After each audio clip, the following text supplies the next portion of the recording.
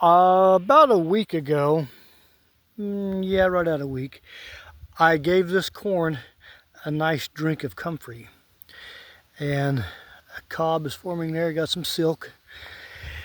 We are now little, I'd say a little over 6 foot, maybe the top of that, about 6 foot to the, what do you call it, the tassel. I don't know why that escaped me, the tassel. And we have got numerous silks topping out well over 6 foot, maybe, I don't know, 6.5 foot tall. Anyway, these are planted close enough together that the wind will have no trouble at all pollinating them. The bees, butterflies, whatever pollinators have nothing to do with pollinating corn. The pollen will drop off the tassel onto the silk, and then you get corn. Nothing's germinated in there yet, but man, oh man, this comfrey is really kicking butt on this corn. That's already a huge stalk, and there's not even pollinated corn kernels on it yet. And I am very pleased with my comfrey experiment here. This is my first garden. Well, first garden in a while, I'll put it that way. And man, oh man, I got to come up with something better than biodegraded sheet mulch for weed block. The weed seeds come onto this. Okay, sheet mulch, the cardboard is excellent for blocking weeds that first year.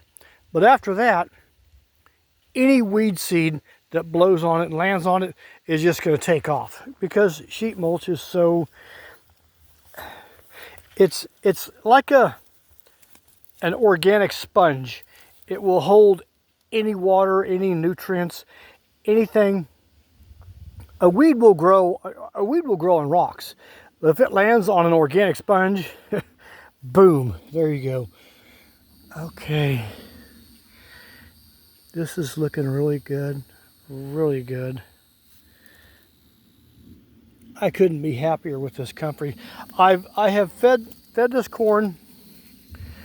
It was planted in guinea manure, and goat manure, a mix.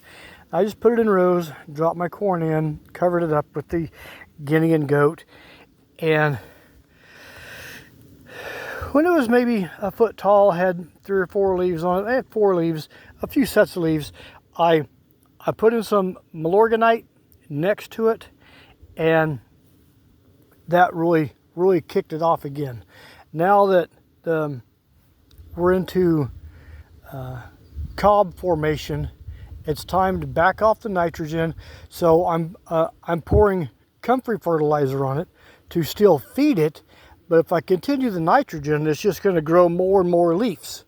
Well, now it's time to form cob, and oh man, that's just absolutely gorgeous. I'm 5'6", and I'm reaching up. That is just about out of reach now. That's about as far as I can reach right there. So yeah, it's well over 6'6", and I've still got at least 2 more weeks. So I'm going to feed it comfrey every week until it's harvest time. That's about all I've got for now, and this heat is brutal today. And I'm going to do the same with the cantaloupe.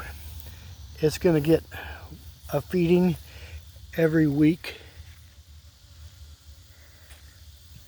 These 4, let's get down here where I'm not filming right into the sun. Okay,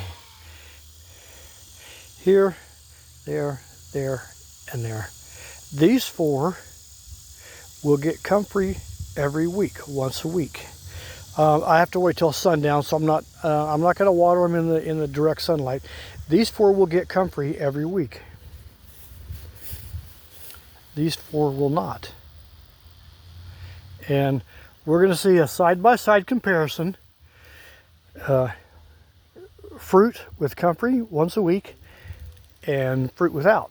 Now, they were planted in guinea and goat manure directly into the sheet mulch, so there was plenty of carbon, plenty of nitrogen, but these are getting the extra boost from the comfrey. And I gotta mow this thing, gotta. That's all I've got for now. Check out the whole playlist to see the basically a time lapse of it. Thanks a lot. See you next time.